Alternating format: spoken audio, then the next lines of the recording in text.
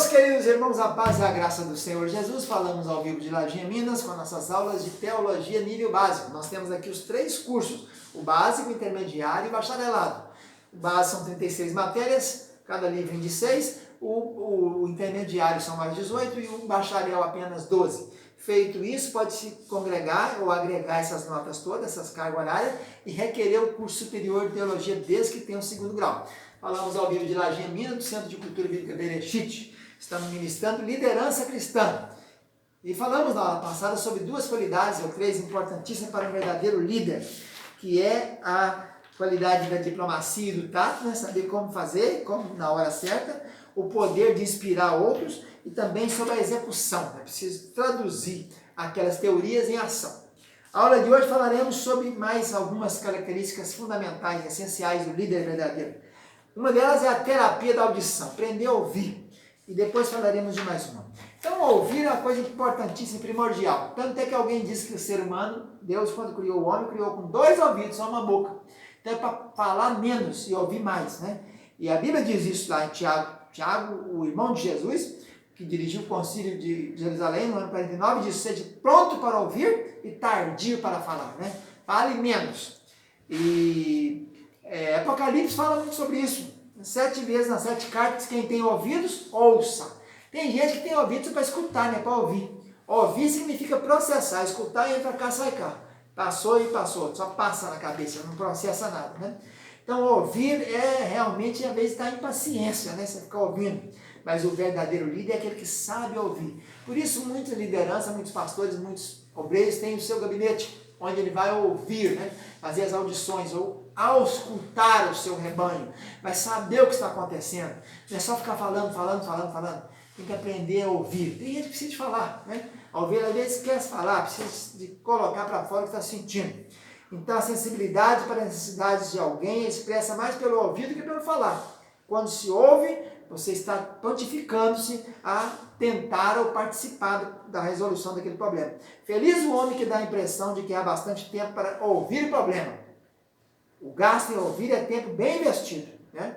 Ser capaz de ouvir os outros de maneira simpática e compreensiva é talvez o mecanismo mais eficiente do mundo para dar-se bem com as pessoas e solidificar suas amizades. Então tá aí.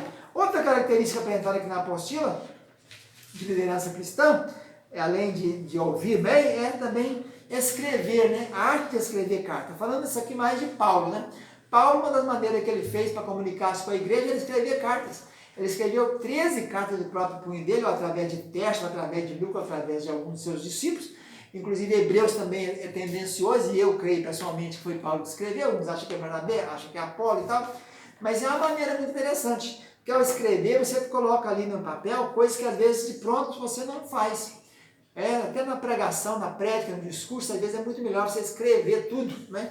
Olha aqui, a gente escreve tudo, está tudo escrito para não sair falando e fugir do assunto, né?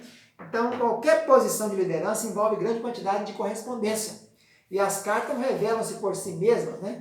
Sabemos mais a respeito do verdadeiro Paulo através de suas cartas do que qualquer outro material histórico.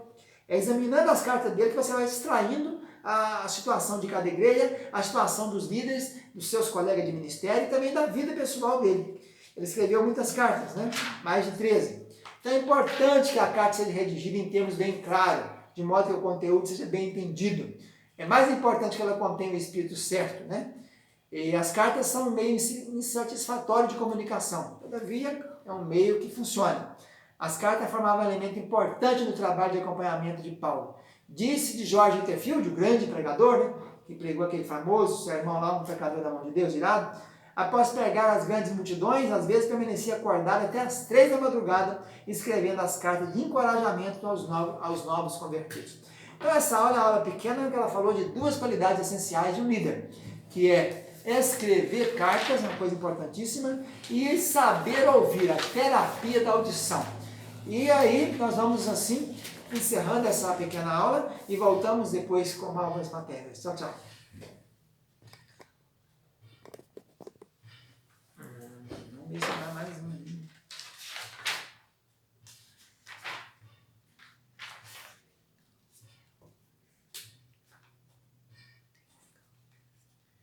Agora eu tenho que falar aqui sobre excelência de novo.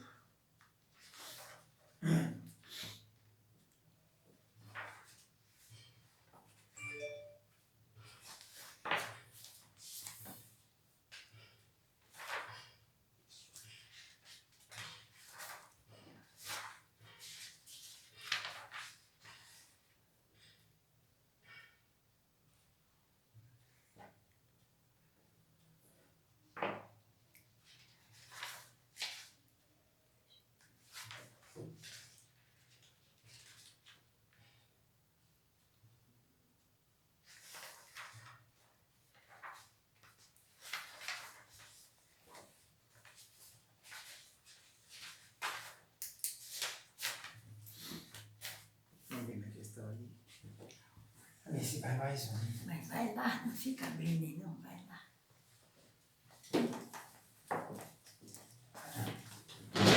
Não, menino.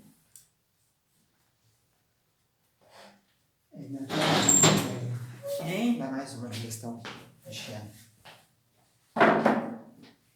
Bem, meus irmãos, voltamos então para mais uma matéria, mais uma aula, né?